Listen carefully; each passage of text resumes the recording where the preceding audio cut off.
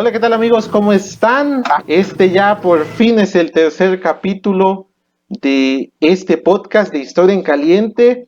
Y pues la verdad es que ha tenido muy buena aceptación, increíble aceptación, la verdad. Y pues en este caso, pues dos de nuestros integrantes no pudieron estar con nosotros el día de hoy, lamentablemente. Les mandamos muchos saludos a Emir y a Ernesto.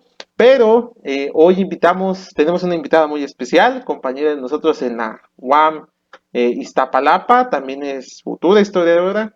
Ya merito sale, y ella es Aurora, por favor, preséntate. Hola, Aurora, a sus órdenes. Hola, mucho gusto. Bueno, espero que pues aquí nos hagas comentarios sobre el tema que vamos a tratar el día de hoy. Que es un tema bastante interesante, ahorita ya lo van a conocer nuestro público. Abajo de mí tenemos a Alejandro, por favor, preséntate Alejandro, ¿qué tal? Gracias, Raúl. Hola, Aurora, espero que este podcast sea de tu agrado, al igual que para todos nuestros amigos y amigas que nos escuchan y que nos ven también por sus pantallas. Pues esperemos que este tema despierte muchas inquietudes en ustedes y pues que nos hagan saber si les gustó, si no les gustó, y pues seguimos abiertos a sugerencias. Y bueno, por último voy a presentar al que hoy va a darnos este tema, nos lo sugirió, y la verdad es que yo, bueno, no conocía tanto el tema, pero me pareció interesante. Jorge, por favor, presente que estás aquí al lado mío. Hola a todos, buenas noches, espero que se encuentren muy bien y es un gusto volverlos a encontrar y bueno, ahora con una invitada especial que tenemos aquí, que también espero que le agrade el tema y en cualquier momento vamos a responder dudas, porque este es un tema muy interesante y creo que despierta una inquietud muy buena. Bueno, pues vamos a comenzar. En la historia de la humanidad, a veces cuando pensamos en juegos, nosotros nos ponemos a pensar en cuestiones recreativas, pero muchas veces esos juegos trascienden más allá y hay incluso cuestiones políticas que están involucradas en ello. En algún momento, les fallo con el dato exacto, pero una guerra se libró con un juego de damas chinas en la antigüedad. Algún día tal vez traeremos ese tema, que lo investigué bien, hace mucho que lo leí, pero prometo traérselos en algún momento. También en algún momento decisiones políticas estuvieron en discusión mientras la gente jugaba, ¿no? O la gente apostaba en algún lugar. En este caso vamos a hablar del ajedrez. El ajedrez es un juego bastante interesante. Sus inicios se encuentran pues prácticamente en la antigüedad, ¿no? El desarrollo de las figuras va correspondiente al desarrollo de las sociedades y también podemos decir que el ajedrez es un juego que tiene millones de combinaciones posibles. Estaba viendo en alguna estadística que hay más posibilidades de movimientos en un tablero de ajedrez que estrellas en el universo conocido. Así que imagínense ustedes la posibilidad del ajedrez. En este caso vamos a hablar de un personaje en particular, Bobby Fischer, el cual tiene su desarrollo histórico en un momento donde dos potencias se estaban enfrentando, la Guerra Fría, y pues esta es una pequeña introducción, así que Jorge, por favor, preséntanos al personaje. Bueno, en esta ocasión vamos a hablar de Bobby Fischer, un personaje sumamente polémico, tal como el mundo del ajedrez nos ofrece a muchos. Y bueno, en esta ocasión hablamos de un norteamericano que a lo largo de su vida y su carrera en el ajedrez ha tenido encuentros muy peculiares, exactamente en momentos históricos muy importantes, ¿no? Digamos, desde su origen, proviene de una familia judía. Su madre era una enfermera suiza llamada Regina Wender y bueno, y su padre Hans Heger Leibscher, pero se cambia su apellido a Fischer, precisamente el apellido de Bobby, para que su fonética fuera no familiarizada con los judíos. Y en ese momento, pues todos sabemos que el antisemitismo en Europa pues tenía un clima muy fuerte, ¿no? Dado a esto, pues tiene una migración hacia los Estados Unidos, donde nace Bobby Fischer en Chicago en 1943, pero ellos ya tenían una hija, la hermana de Bobby Fischer, mayor que él, tenía 4 años, era mayor que él por 4 años. En ese momento, pues, digamos que había un clima muy fuerte en Estados Unidos. Sus padres eran de orientación comunista, digo, tenían esa familiaridad con Rusia, se casaron precisamente en Rusia, ahí fue su historia de amor de los padres, ¿no? Algo muy curioso porque más adelante vamos a ver un desarrollo, una orientación política de Bobby Fischer en contra del comunismo, ¿no? Que es algo contradictorio viendo de dónde proviene, ¿no? Pero bueno, en este caso, pues sus padres tienen también un caso muy peculiar. Su padre no tuvo la oportunidad de educar a Bobby Fischer. Él estuvo ausente, se fue, me parece que por su orientación política no es permitido en Estados Unidos, lo que hace que siga su camino hacia Chile. Los únicos que son aceptados es Bobby Fischer, su madre y su hermana. Pero para esto su madre era vigilada por los Estados Unidos, ¿no? Desarrolla su madre este complejo de persecución, ¿no? Siempre se sintió perseguida por los Estados Unidos y vigilada, que también le dio una poca de estas características a Bobby Fischer. Y bueno, por distintas circunstancias tuvo que sacar a su familia a flote, eran como madre soltera, y pues bueno, provocó la ausencia también de ella en la educación de Bobby y de su hermana, por lo que su hermana se encargó de criar a Bobby Fischer, que también es un caso muy, muy interesante porque data que muchos hablan de que Bobby tenía un coeficiente intelectual muy superior al de Albert Einstein. No recuerdo exactamente cuál era, pero tiene esta característica muy exacta de que su coeficiente le daba este dote de ajedrecista intelectual, ¿no?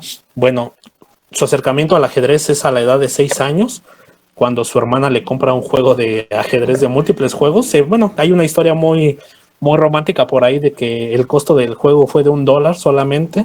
Otros dicen que su mamá lo compró para su cumpleaños número 6. Pero bueno, esto es la historia y conoce el ajedrez a través de un folleto de reglas básicas del juego, y ahí es donde empieza a desarrollarse junto con su hermana, ¿no? Dado su nivel intelectual y su capacidad, supera rápidamente a su hermana y no encuentra con quién despejar ese talento, ¿no? Que desarrolla a lo largo del tiempo. Por lo mismo que su madre se encarga de conseguir con quién pueda jugar, y a temprana edad empieza a desarrollar partidas con grandes jugadores. Y bueno, esto es un poco del crecimiento que tiene más o menos hacia la edad de los 7, 8 años.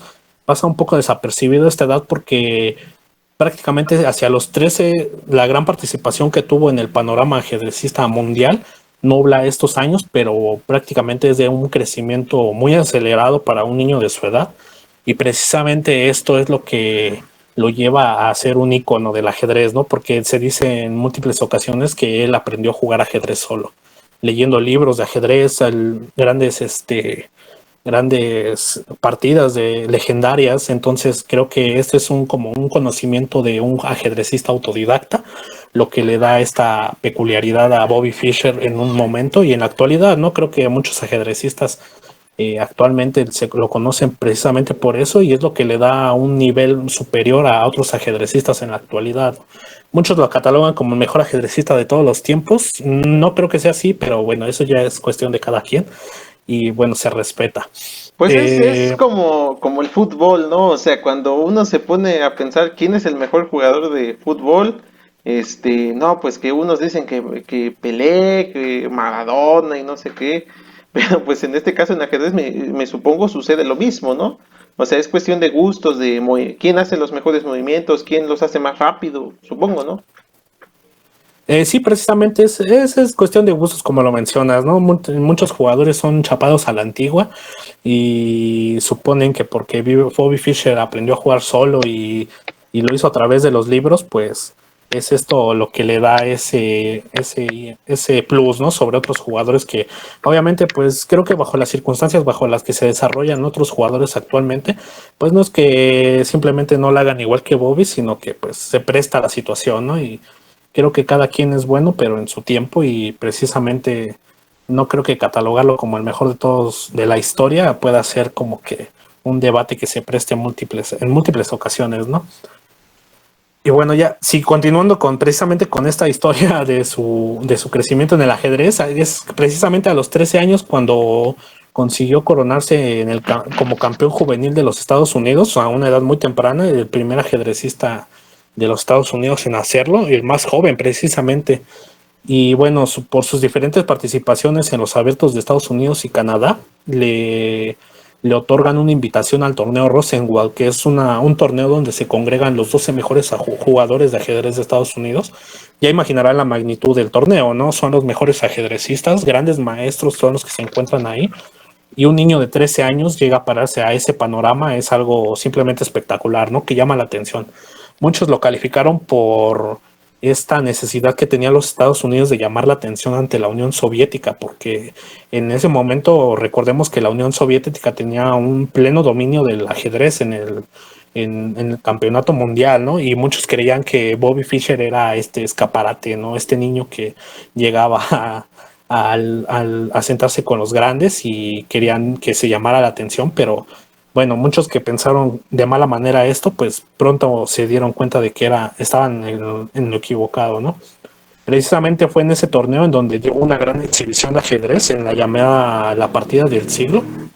Cabe destacar que aquí se le llama la partida del siglo y posteriormente hacia 1972 se le llama el match del siglo.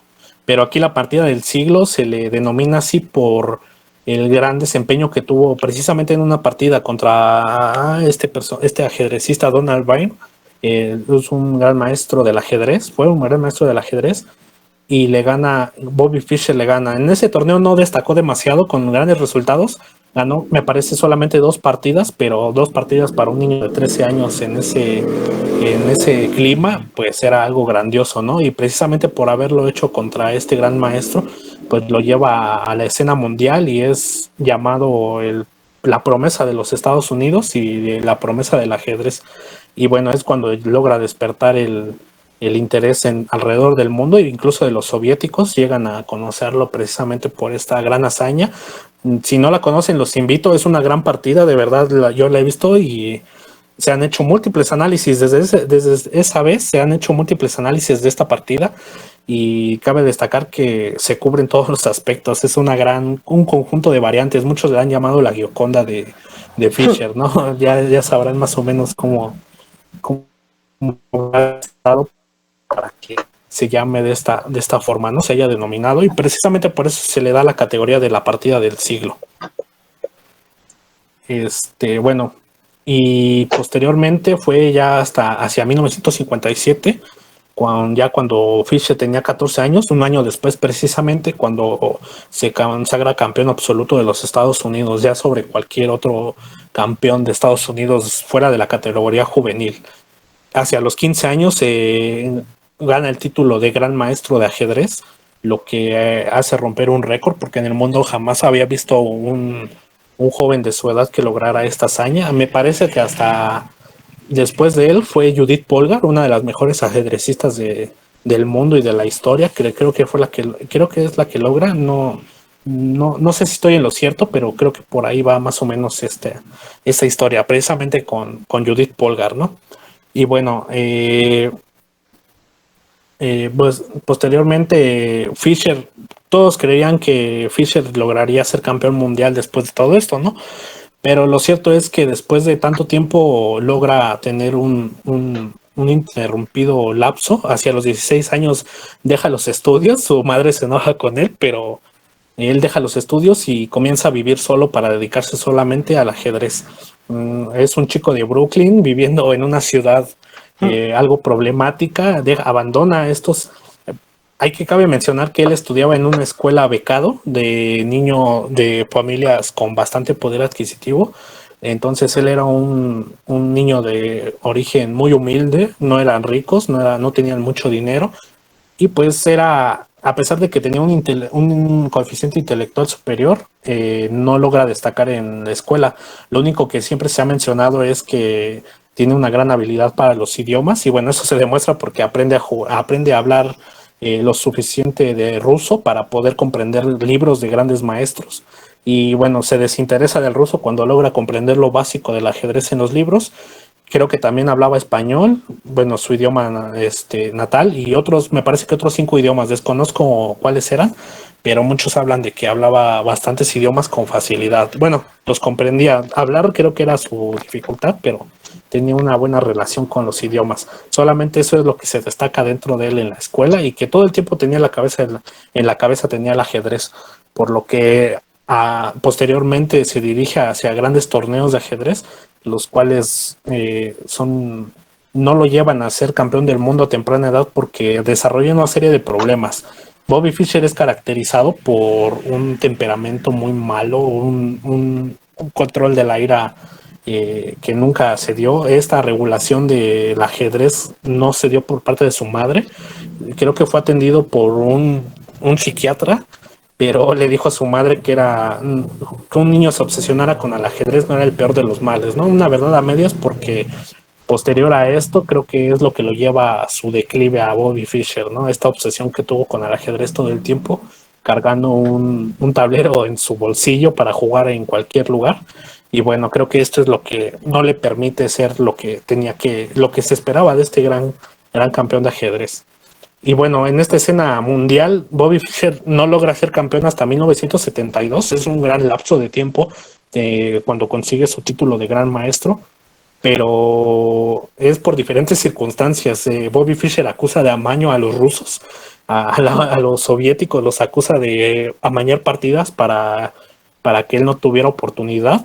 En el ajedrez se da precisamente en los torneos, cuando suma de puntos y empate de partidas, pues se da esta suma en las posiciones, ¿no? En los rankings de los torneos, y precisamente Bobby Fischer se enoja con esto y se retira de varios torneos precisamente por la calidad de iluminación, de sonido, por la gente que se le acercaba demasiado en las partidas.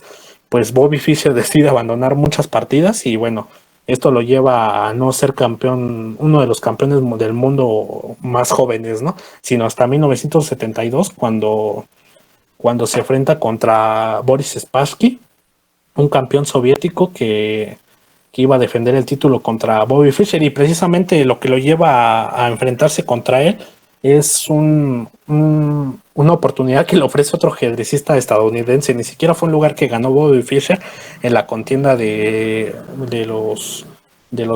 torneo de contendientes al título, sino que le otorgan el lugar. Bobby Fischer llega y aplasta a todos los soviéticos. Es una hazaña prácticamente, porque lucha contra una maquinaria muy bien elaborada de la Unión Soviética del ajedrez. Se habla de que esta maquinaria representaba la funcionalidad de la Unión Soviética y del comunismo, ¿no?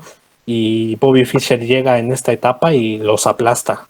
Llega y precisamente logra el pase hacia 1972 en el campeonato que se celebra en Islandia contra Boris Spassky. Pero bueno, vuelven estas contradicciones de él, ¿no? Porque en cierto momento se llegó a comprometer lo que se llamó el match del siglo por el periodismo, y hasta la fecha es uno de los encuentros más cubiertos por la prensa. No se ha vuelto a ver eso por el clima que imperaba. Recordemos que era en el punto álgido de la Guerra Fría, y precisamente este encuentro entre soviéticos y estadounidenses, un estadounidense, porque era precisamente esta hazaña, que era solamente un americano, y los demás pues eran bastante soviéticos, y esto es lo que lo logra colocar en la cima, ¿no? Sí, Casi, claro, casi porque como sacado de una película, ¿no? Lo que se menciona cuando la realidad supera la ficción, porque pues sí, prácticamente tener en cuenta de pues alguien de la edad de Bobby Fischer yendo a presentarse en un ambiente, digamos, en condición de visitante, por así decirlo, de plantarse y ganarle a todos estos soviéticos de la forma en la que él lo hizo, ¿no? Entonces, pues sí, yo creo que de ahí comienzan un poco también como que estas ideas que se llegan a plasmar así en ficción y cosas así, ¿no? sí, claro, obviamente estamos viendo aquí una carrera ideológica bastante marcada por parte de la Unión Soviética y los Estados Unidos, ¿no? Ya como lo dijo mi compañero, se ha visto en la cultura popular, lo hemos visto por ejemplo en películas de James Bond, cuando llega James Bond y trata de detener a los rusos porque tienen un plan malvado y no sé qué más. Pues ahora no sé si tienes algún ejemplo de este tipo de cuestiones de enfrentamiento entre la Unión Soviética y los Estados Unidos culturalmente o en otros aspectos. ¿Te refieres a hablando de Bobby Fischer o...? O no, algún ejemplo extra. Un poquito más Ya, de ajedrez hablando de estos enfrentamientos. claro. Pues siempre, ¿no? Sobre todo, ya todos sabemos en el escenario geopolítico cómo se las han gastado, ¿no? Que siempre quieren tener la supremacía unos sobre otros, demostrar siempre que son mejores, que su sistema es, o sea, no nada más per se, que yo soy mejor que tú, sino esto conlleva a demostrar que su sistema tiene más éxito y que se refleja tanto en el deporte como en la política, como en la carrera armamentística, o armamentista, no sé cómo se diga, perdón. Entonces, sí, precisamente con todo lo que nos acabas de ilustrar, Jorge, veo que, pues sí, fue algo de esto lo que llevó muchas veces, eh, se me imagina, ¿no? A pensar que Fischer era tal su ansia de ganar, de ser el mejor, no solo por como te digo, aquella ansia que tenemos todos, ¿no? De ser mejores, de descollar por sobre los demás, sino que también esa presión, ¿no? Esa presión mundial, esa presión de tener todos los ojos sobre ti, de estar representando a esta potencia. Y pues sí lo vemos en muchos deportistas, ¿no? Siempre en las Olimpiadas el medallero, ¿no? La Unión Soviética y Estados Unidos. Bueno, aunque últimamente afortunadamente también ya hay otros países, ¿no? El bloque de Europa del Este sigue siendo muy fuerte, China, y también afortunadamente en otras disciplinas pues también ya aparece América Latina, claro, no tanto, ¿no? Digo, en algunas disciplinas, por ejemplo, ya sabemos que los centroamericanos, y hace no mucho los mexicanos en el boxeo, también hubo muy buenos campeones olímpicos. Pero sí, volviendo a esto siempre, ¿no? Independientemente de tu país, siempre están las miradas puestas en quién va ganando, Estados Unidos o Rusia, o la ex Unión Soviética. Sí. Sí, precisamente, y creo que todavía es algo que permanece, ¿no? Sí, yo también recuerdo un poco la mirada precisamente en Juegos Olímpicos, en la mirada de los tableros de medallas, y creo que todavía tengo esa imagen grabada, a pesar de que no somos de esa época, ¿no?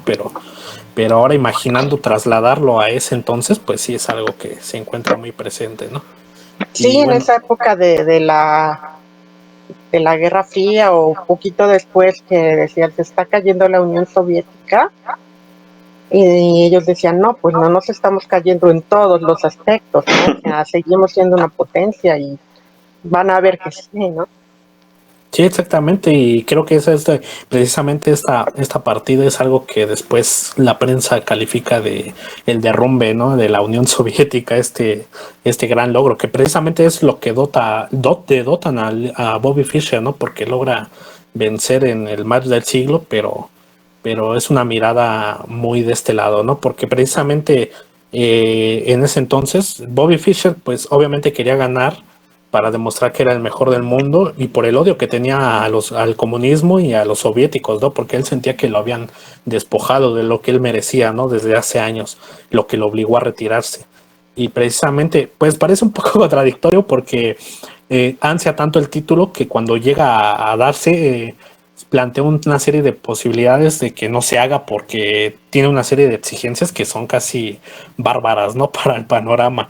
Se dice que en ese entonces, Boris Spassky ya se encontraba en Islandia para jugar bueno, para que se inaugurara el campeonato mundial, y Bobby Fischer se encontraba todavía en el aeropuerto discutiendo el tema del dinero que se iba a repartir. Entonces, todavía se llevó un clima ahí muy exigente. Bobby Fischer múltiples veces creo que ha llegado a mencionar que él pretendía ser una estrella, ser este personaje grande, y también creo que la situación económica lo llevó a esto, porque muchas veces se le vio exigir grandes pagos porque se entrara, bueno, por tener acceso a sus partidas, porque precisamente en el campeonato mundial, y bueno, es lo que lo lleva a detener. Creo que el campeonato mundial se va retrasando algunos días precisamente por la exigencia, hasta que la Casa Blanca hace este llamado a Bobby Fischer personalmente para que asista al juego, y bueno, quién sabe a qué arreglo económico lograron llegar para hacer lo que se fuera a plantear a Islandia, ¿no? Cuando llega a Islandia, precisamente ya hacia la partida, ya se había llevado a cabo la inauguración. Él no estaba presente, fue un escenario, se habla, muy gracioso, porque se encontraba el presidente y todo el gabinete, se encontraban los soviéticos, Boris Spassky acompañado por esta gran corte de jugadores que siempre lo acompañaba, ¿no? Eso es una característica muy grande de los equipos soviéticos, que siempre estaban acompañados.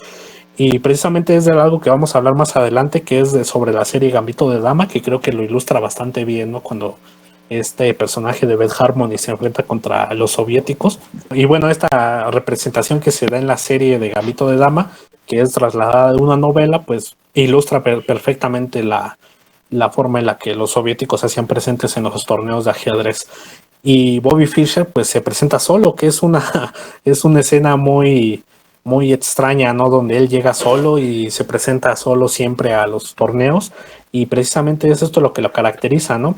Lejos de que cuando llegó exigió un cambio de habitación, fue al escenario donde se iba a jugar y pidió que se cambiara la iluminación, que varias filas a distancia del panorama de juego se vaciaran para que no hubiera público. Como ya lo mencioné, fue un campeonato cubierto por la prensa a más no poder. Creo que había más de 200 periodistas, es de lo que se habla, y pues las cámaras de televisión estaban presentes en el auditorio, y también fue un aspecto que molestó a Bobby Fischer, porque cuando se lleva a cabo la primera partida, que por cierto creo que llegó 6 minutos tarde, no se había presentado todavía, y ya todos estaban temiendo que no se iba a presentar, pues cuando llega y se presenta, no tenían mucho de haber comenzado cuando lanzó gritos hacia las cámaras que guardaran silencio, ¿no? Su temperamento lo llevaba a ser muy agresivo y a presentar unas caras muy, muy malas de él, ¿no? La primera partida la pierde, la segunda no se presenta porque quería que se vaciaran 7 filas todavía más del auditorio, y bueno, ya es cuando los soviéticos no soportan esta actitud. Creo que en ese momento se hablaba de que nadie se hubiera molestado si Boris Spassky se levantaba y se iba a su país y no jugaba, porque digo, ya era una exageración lo que Bobby Fischer exigía, como un chef las 24 horas disponible. Era una exageración, ¿no? Iba a jugar ajedrez y ya estaba.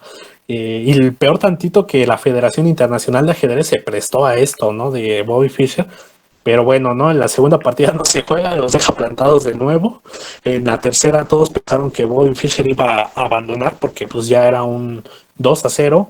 Y se presenta, le gana a Spassky, y bueno, después de eso empieza a ganar más partidas y lo aplasta, simplemente lo aplasta a Boris Spassky. Muchos creen, haciendo un análisis en retrospectiva, muchos creen que él se deja ganar esas 2 partidas precisamente para demostrar el poder que tenía sobre el tablero de ajedrez y el dominio que tenía sobre él. Y bueno, este momento histórico llega cuando Boris Spassky renuncia, se da por vencido, digamos, de una manera, porque ya no se da cuenta que no iba a ser posible ganarle a Fischer. Y bueno, logra este gran momento histórico Bobby Fischer de ganar, de vencer una hegemonía de 24 años sobre los soviéticos en el ajedrez, ¿no? Los ciclos son grandes, pero precisamente que lo fueran ganando bastante, que solamente aparecieran los soviéticos como campeones del mundo, pues daba nuevamente este panorama de que la Unión Soviética dominaba y que era funcional su sistema político, porque era lo que se trasladaba, ¿no? Bueno, Bobby Fischer logra ganar el campeonato, y bueno, es aquí donde comienza ese declive del gran jugador que se mostró. Todos sabían que él era el mejor del mundo, y bueno, mucho tiempo se manejó así, a pesar de que nunca apareció en más torneos. No apareció precisamente por esta negativa que tuvo a defender el título hacia 1975, lo que llevó a Anatoly Karpov a ganar el título mundial en 1975, que Bobby Fischer no defendió, otra vez poniendo una serie de exigencias para poder jugarlo. Todos se molestan y bueno, Bobby Fischer renuncia al título y ya no vuelve a ser campeón del mundo, y es donde desaparece del panorama mundial, ¿no? Hay que recordar que antes ya había desaparecido, me parece que 3 años, ya había desaparecido del ajedrez y vuelve a hacerlo. En este momento, pues todos esperaban el regreso de Bobby Fischer, cual si esperábamos el regreso de Quetzalcóatl. Y bueno, esto sucede solamente 20 años después. Es algo sorprendente, ¿no? Porque él estaba enojado ya con el ajedrez, cómo se llevaba a cabo con esta organización, mostraba una molestia con la forma en la que se empezaba a jugar el ajedrez, ¿no? Criticó en muchos momentos el hecho de que jugadores se enfrentaban a computadoras que se preparaban a través de estas, y bueno, llegó a manifestar en múltiples ocasiones este malestar, y pues se acrecentó, y precisamente 20 años después se presentó a jugar en el recuerdo precisamente del campeonato de 1972 en una ceremonia amistosa otra vez contra Boris Spassky. Obviamente ya no era lo mismo, ya no era este clima de la Guerra Fría, ya había concluido la Guerra Fría en ese entonces. Y pues esto lo que lleva a que se dé un campeonato, bueno, un torneo amistoso, y se menciona que lo que motivó a Bobby Fischer a jugarlo es que el incentivo económico era lo que lo hizo irse a parar ahí, porque pues Bobby Fischer ya no tenía dinero, ¿no? Y se habla de que en muchas ocasiones lo vieron mendigar en Los Ángeles, en las calles, que andaba mendigando, este aspecto descuidado que tenía, y otros decían que lo encontraron repartiendo propaganda antisemita en los autos. Es lo que lo lleva a repartiendo dinero en sectas. Es algo muy curioso, ¿no? Como de repente cambió este Bobby Fischer, y después pasó a transformar lo que lo llevaría a su personalidad final, ¿no? Porque ya hacia ese entonces, pues ya declara, bueno, cuando después de negarse, todos sabemos que tiene ese anticomunismo, ¿no? Lo convierte a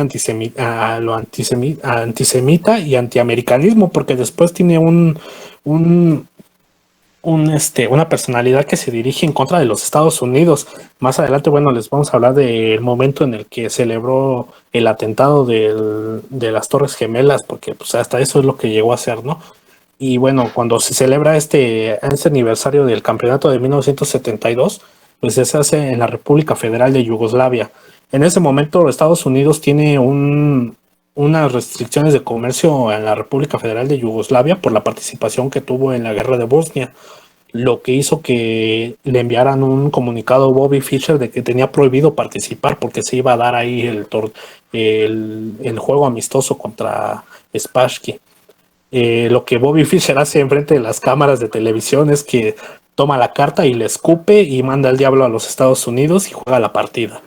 Gana la partida contra Spassky y nuevamente vuelve a desaparecer, y se habla de que fue detenido por ahí en los Estados Unidos. Bueno, se hace una orden de captura y búsqueda de Bobby Fischer por parte de los Estados Unidos, y antes de eso, en 2001, es cuando aparece de nuevo en una radio filipina y habla sobre el atentado de los Estados Unidos, que tuvo el atentado que tuvo en los Estados Unidos. Y bueno, aquí lo cito: son noticias maravillosas. Es hora de que los putos Estados Unidos reciban una patada en la cabeza.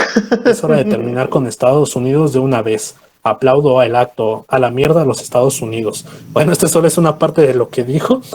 Imaginarán la magnitud del impacto que tuvo esto, ¿no? Es un héroe americano, y en ese momento se da un sentido de dolor en Estados Unidos por el ataque que sufrieron del 11 de septiembre.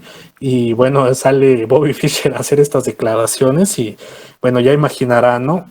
En 2004 es detenido en Japón por presentar un pasaporte no válido, y bueno, es aquí cuando se desata todo un movimiento, porque Bobby Fischer consideraba que era inaceptable.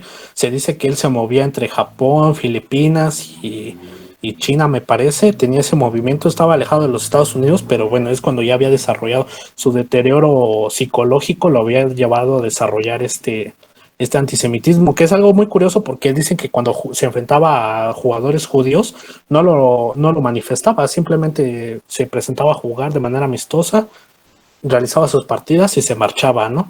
Que es algo muy curioso que se traslada a la realidad, ¿no? Cuando tiene este activismo hacia el antijudío y posterior anti Estados Unidos y contra los Bush, ¿no? Porque se declara, lanza demasiadas injurias contra los Bush y bueno, es lo que lo lleva a ser perseguido y en 2004 es detenido y es arrestado durante 8 meses precisamente por esta situación del pasaporte. Por ahí hay unos videos donde habla, ya se ve sumamente deteriorada su capacidad mental, ya habla muchas cosas que no se le entienden. No sé si alguno de ustedes ha llegado a ver esos videos donde habla ya en el avión sobre lo injusto que tuvo y que esto es obra de los Estados Unidos, ¿no? Sí, ya Igual. perdón Jorge, como mencionas, Uh-huh. al final pues ahora sí que ya dificultad del habla, también en su estado físico, pues ya totalmente diferente. Pues habla también un poco de quizá lo que mencionabas, ¿no? De que hubo un tiempo en el que, aunque suene así, pues se le acabó el dinero del premio y pues con esta idea de no volver a los torneos, pues también le pasó a cobrar factura más adelante. Entonces, sí digo yo en lo particular, sí he visto algunos videos digamos, de ese momento y pues sí lo que mencionas es verdadero. Sí, precisamente cabe mencionar que, bueno, él no era rico, pero el ajedrez tampoco es una ocupación que te lleve a ser pobre. Si siguen participando, se habla de que se llegaban a acumular bolsas de $5 millones para los campeones. Es obvio que Bobby Fischer era uno. Y en ese momento, pues dejó de participar en los torneos y se ganó ese dinero en el aniversario, en el 20 aniversario del Campeonato del Mundo del 72, pero se habla que ya estaba muy deteriorado para ese entonces y hacia 2008 recibe la nacionalidad de Islandia, precisamente por este gran recuerdo que tiene en ese país sobre la partida que llevó en 1972 y el reconocimiento del mundo hacia aquel país, le dan la nacionalidad, hecho que despertó la molestia de los Estados Unidos, pero a fin y al cabo se hizo y bueno, no, hacia 2000, fue en 2005 el momento en el que le dan la nacionalidad, porque ya hacia 2008 es cuando fallece por dificultades de salud que no se atendió y bueno, muere a los 64 años. Es un dato muy curioso y romántico dado al apego que tiene hacia el ajedrez, porque muere a los 64, el mismo número de casillas que tiene el tablero de ajedrez, ¿no? Sobre el que se movió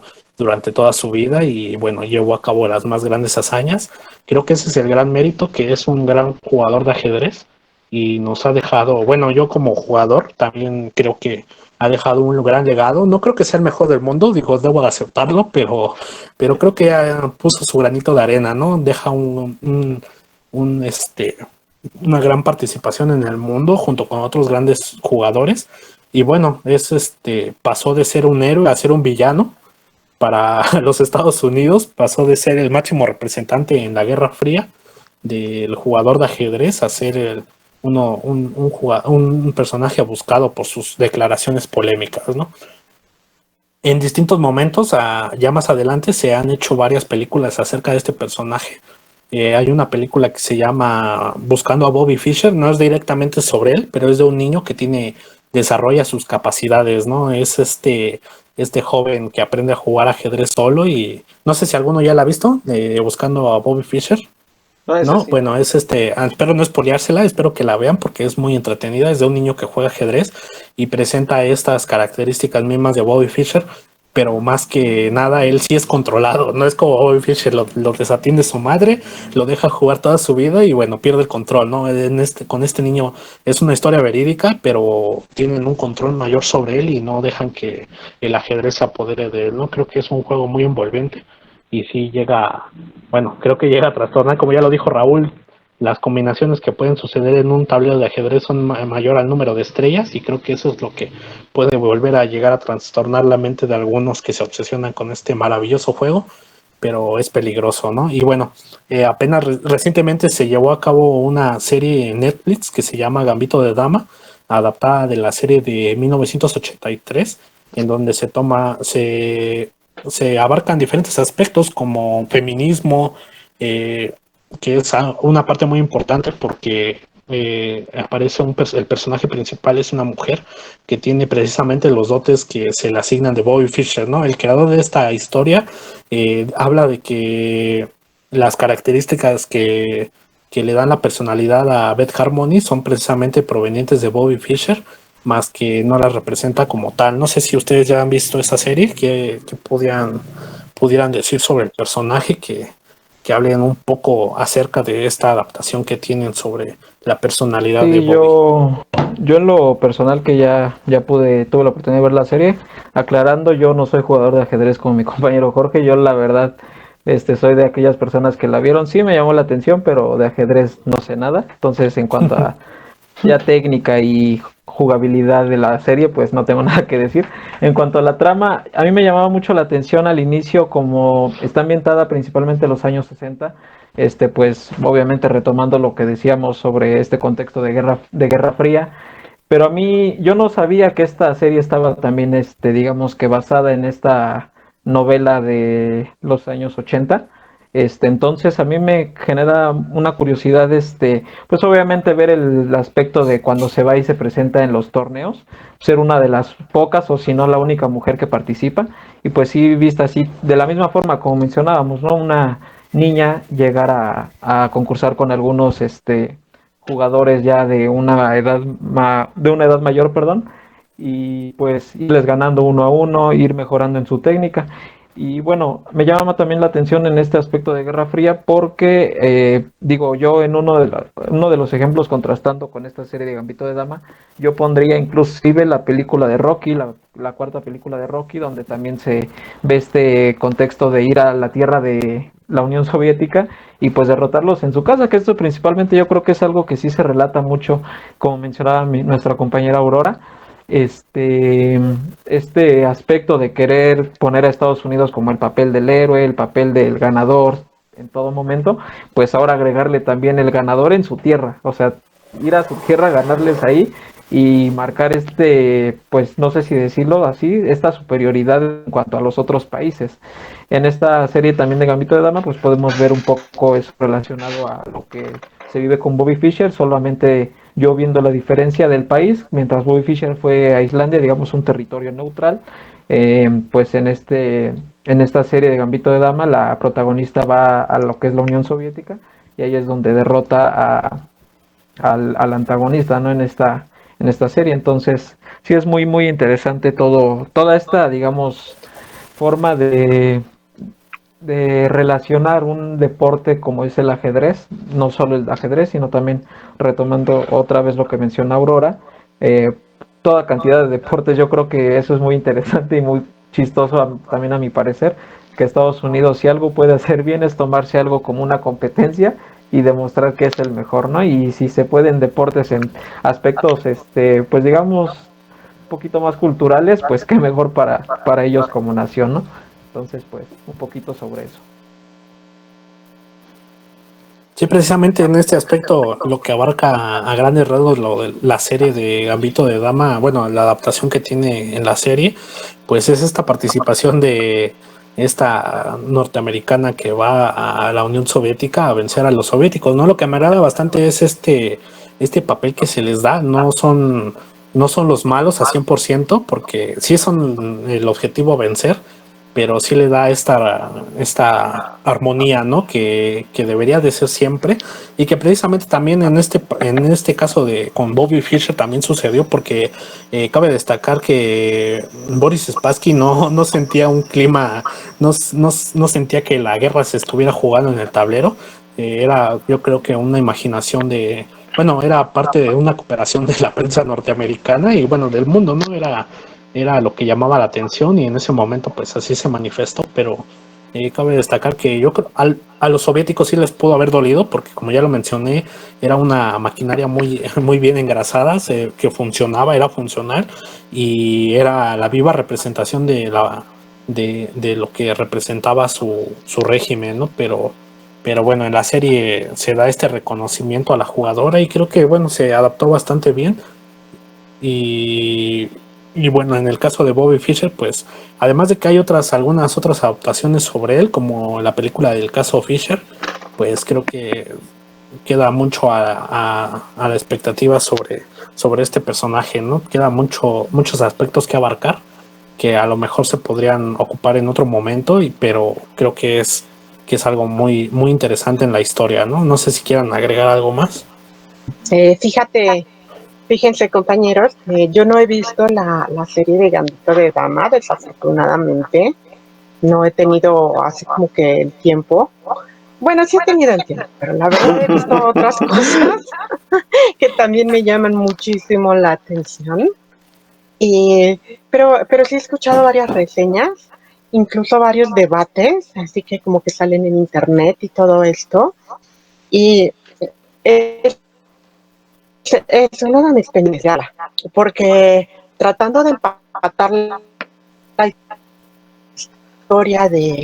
la historia de esta chica de Gambito de Dama, no sé, no me acuerdo cómo se llama, y la de Fisher, pues ya me imagino, ¿no? Los problemas psicológicos e incluso psiquiátricos que llegó a tener Fisher por tanta presión, porque por lo que veo y por lo que puedo darme cuenta, a él lo que le interesaba y lo que amaba era jugar ajedrez, pero después lo pusieron ya en el centro de la atención, como dicen en el punto de luz, y eso debe haber sido una presión muy fuerte para él.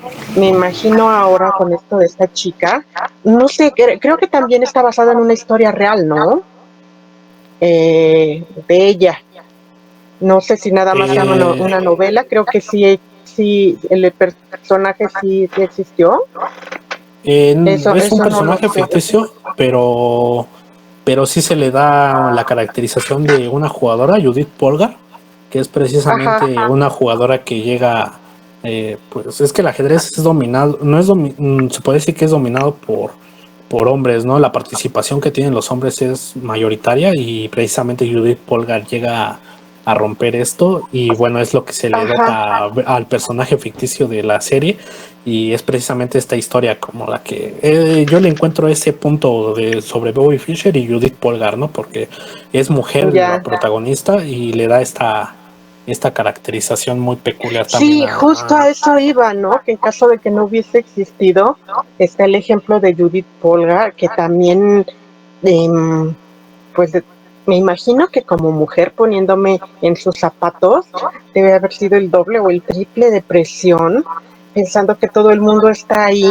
diciendo, pues, ¿cómo una mujer está aquí? ¿No? Tiene que ser derrotada porque las mujeres no, este no es un juego, un deporte, se puede decir porque es un deporte mental, definitivamente.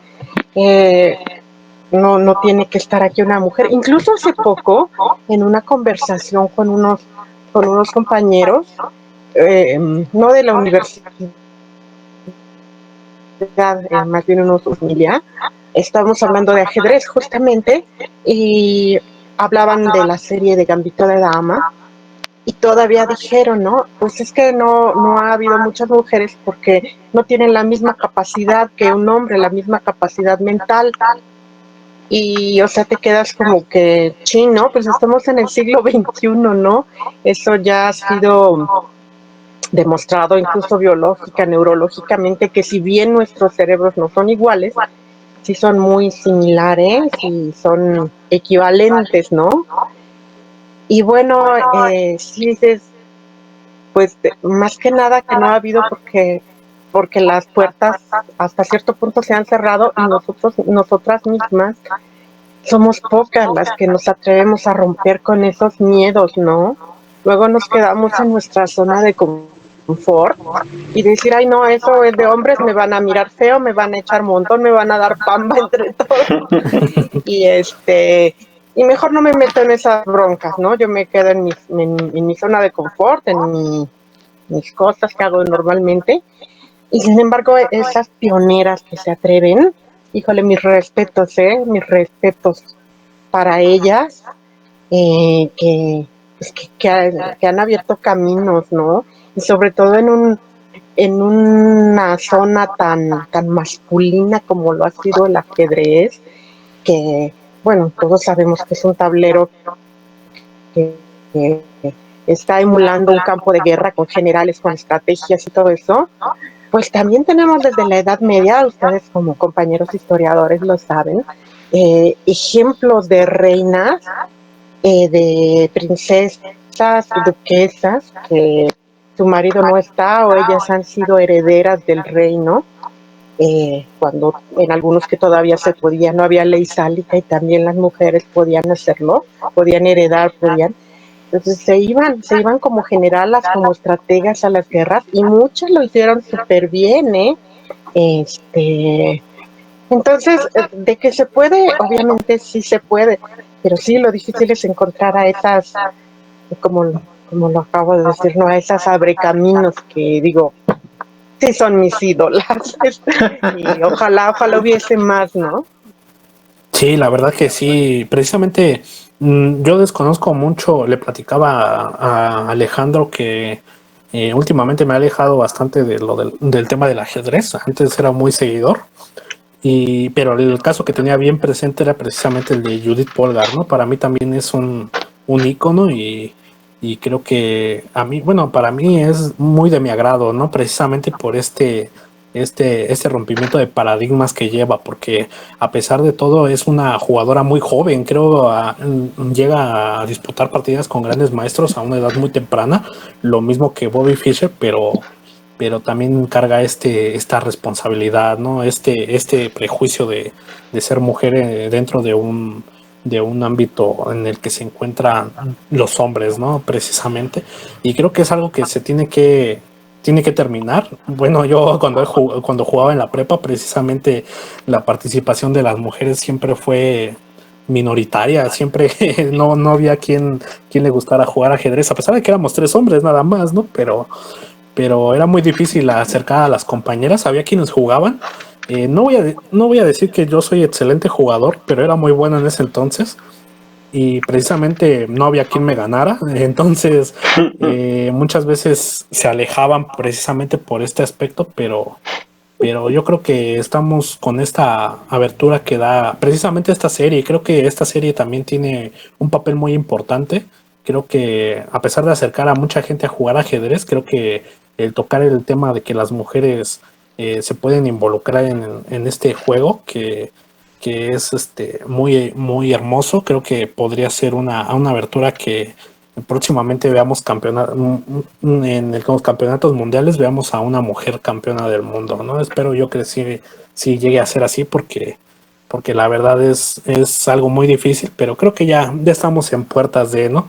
Así como en su momento Bobby Fischer llegó a ser popular el ajedrez en Brooklyn y en todo Estados Unidos, creo que esta serie, a pesar de que es trasladada de una novela de los 80, creo que ahorita toma un papel muy importante y bueno, espero que sea ese, como tú lo mencionas, Aurora, ese abre caminos para que se abra una nueva etapa en el mundo del ajedrez, y no solamente del ajedrez, sino del deporte, ¿no? Creo que ya en otros deportes también existe esta presencia de mujeres que dominan los deportes. Creo que el ajedrez todavía no, pero creo que ya es momento y próximamente será.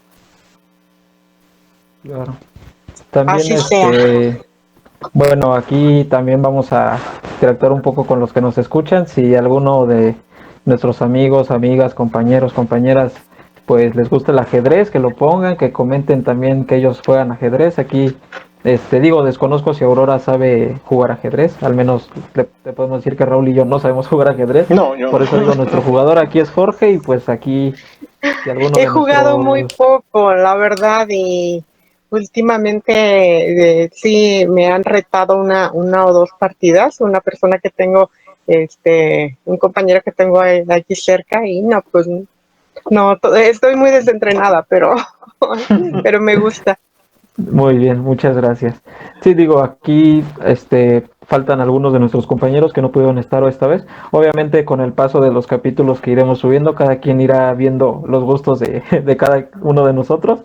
Pero sí, más que nada eso, los invitamos a que si alguno de las personas que nos escucha le gusta el ajedrez, lo sabe jugar, pues también lo comenten. Y solo para terminar ya con mi comentario, a mí en lo particular sí no me gusta tratar como de quién es el mejor de la historia. Yo siempre he dicho que no es tanto el mejor, sino el ídolo de cada persona. En este caso, pues Jorge dice, Bobby Fischer es un gran jugador, para mí no es, yo diría más que el mejor, mi favorito. Entonces también los invitamos a que coloquen alguno de sus jugadores favoritos, algún jugador que los haya marcado en su camino hacia el ajedrez. Y bueno, vamos a dejar ahora hablar a Raúl, que ahora Raúl ha estado muy calladito. No, pues es que la verdad es que está muy interesante, lo estoy viendo con mucha atención.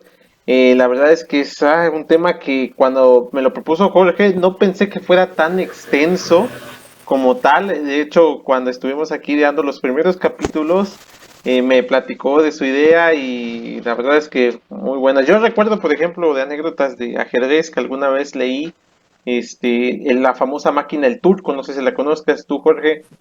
Sí, precisamente. Sí, Y llegó alguien a suicidarse, ¿no? Me parece. no, no recuerdo, pero yo recuerdo que esa máquina, retó a Napoleón, ¿no? Porque decían que Napoleón era, era un gran jugador del ajedrez, pero que le intentó hacer, trampa a la máquina y la máquina le tiraba las piezas del ajedrez y como que se movía ahí, se supone, ¿no? Que no quería, era un prodigio en su momento, ¿no? Porque decían que era una máquina que podía jugar ajedrez y que no la podían vencer, y que no pudo vencer al mismo Napoleón, y que fue destruida, bueno, se destruyó en un incendio, la original, pero recientemente he visto que la han reconstruido y la persona que la reconstruyó no ha querido decir el secreto de cómo le hizo para armar la máquina, ¿no? Entonces es extraordinario cómo a veces los juegos que nosotros pensamos que nada más están ahí, ¿no? Que jugamos diariamente, no tienen impacto en la historia, pero pues vemos que el ajedrez tiene un gran impacto en la historia, como también en matemáticas, incluso hay estudios matemáticos sobre los movimientos, hay una rama de la matemática que estudia las probabilidades de movimientos de las piezas, y entonces imagínense todo un universo de posibilidades del ajedrez, en historia ni se diga, ¿no? Entonces, pues, no sé qué quieres agregar más, Jorge, nuestra invitada. Pues yo espero que algún día se animen a jugar, la verdad. Es un juego maravilloso. Yo lo juego desde los 4 años y siempre he estado muy cerca del ajedrez, entonces yo creo que es un bonito pasatiempo si lo llegan a adoptar de esa forma. Hay una comunidad de ajedrez muy grande que opina que no es para todos. No pienso así, creo que el ajedrez debe ser tomado como lo que es un juego y creo que debe ser parte de nuestras vidas, ¿no? Es algo muy importante. Creo que si tienen un hijo y quieren que juegue ajedrez, espero que no dejen que se obsesione como Bobby Fischer. Después va a terminar muy mal, pero creo que es muy bueno si se controla, ¿no? Porque sí llega a trastornar ciertas partes de tu vida cuando te empleas solamente a jugar ajedrez, ¿no? Pero sí, creo que precisamente me quedaría con eso, que los invito a participar más en el ajedrez, acercarse. Hay grandes comunidades de ajedrecistas, ¿no? Desde principiantes hasta muy avanzados, y es muy hermoso participar en ellos. Y creo que también dentro de la historia, como precisamente este caso de Bobby Fischer, se encuentra algo muy importante, ¿no? Más adelante espero también tratar otro tema que será dentro mismo de la Unión Soviética con Anatoly Karpov y Kasparov, que también es una generación de la antigua Unión Soviética y una nueva generación de la Unión Soviética, ¿no? Con nuevas ideas, y también se discute en una guerra en el tablero de ajedrez, ¿no? Creo que eso es lo que nos da el ajedrez, un gran mundo de posibilidades y que se ha prestado para la historia, y creo que es bonito. No sé si quiere agregar algo a Aurora. No, pues precisamente de las máquinas, ¿no? La que venció a Kasparov, ¿no? Y me gustaría saber, voy a no jugar contra ellas, porque obviamente me va a ir muy mal, ¿no? pero, pero sí, la que dicen del turco en la época de Napoleón, pues me imagino cómo deben ser ahora, ¿no? También debe ser interesante saber cómo se las gastan esas máquinas. Obviamente no en lo técnico, porque pues no le vamos a entender, pero sí sería interesante saber algo más de ella. Sí, precisamente la que venció a Kasparov, creo que Kasparov también la venció, pero era un modelo de la máquina, no recuerdo cómo se llama, Deep Blue, creo que se llamaba la máquina, que en el 96 me parece que Kasparov venció. Pero después de eso, pues el desarrollo de la informática llevó a grandes avances dentro de la programación y la creación de algoritmos que ha llevado a que las máquinas sean invencibles, ¿no? Precisamente en la serie se menciona que si ponen a jugar a una máquina contra una máquina, ganarán las blancas, porque jugar con blancas es una ventaja muy mínima, pero es una ventaja, y hacerlo de esa forma es lo único que demostrará que las máquinas ahora son invencibles, ¿no? Pero en su momento llegaron a ser derrotadas por la humanidad, pero sí tienen un funcionamiento muy, muy interesante, precisamente, que yo creo que en estos temas tendrían que acompañarnos un experto de la informática, porque conozco muy poco, pero más o menos me acerco ahí al funcionamiento que tienen las máquinas, ¿no? Digo, creo que ese es el punto, pero sí es también un tema que también se puede tratar muy a fondo, y sería para una larga plática. Bueno, no sé si quieren agregar algo más, nada más. Bueno, agradecemos a Aurora por estar de invitada aquí. Gracias por aceptar estar en este podcast. Pues No, ahí, muchas gracias a ustedes por la invitación.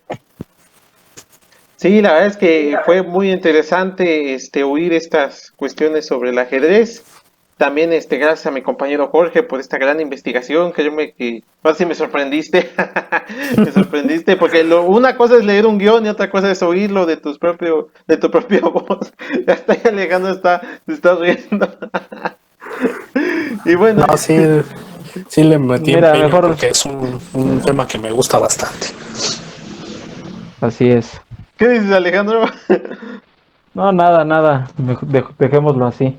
No, igual agradecer la presencia de Aurora, que sea la primera de muchas, así como también esperamos que muchos de nuestros compañeros y compañeras que nos escuchen en algún momento, si gustan, también podemos extender la invitación. Y pues muchísimas gracias por escucharnos en este día. Y pues qué tema tan interesante, qué plática tan más amena, y una vez más muchas gracias. Sí, queda abierta la invitación para Aurora para si quiere presentar algún tema. Aquí está las puertas abiertas para el podcast. La verdad. Perfecto, voy a pensar en uno. Y en cualquier momento aquí Sí, tienes la invitación, y esperamos que sigas participando. Ojalá que, como dice Alejandro, no sea la última vez que estés por aquí. Ojalá que puedas estar en las siguientes, y nos presentes algún tema de tu interés para que conozcamos más acerca de ti y tus temas de investigación. Claro que sí, gracias.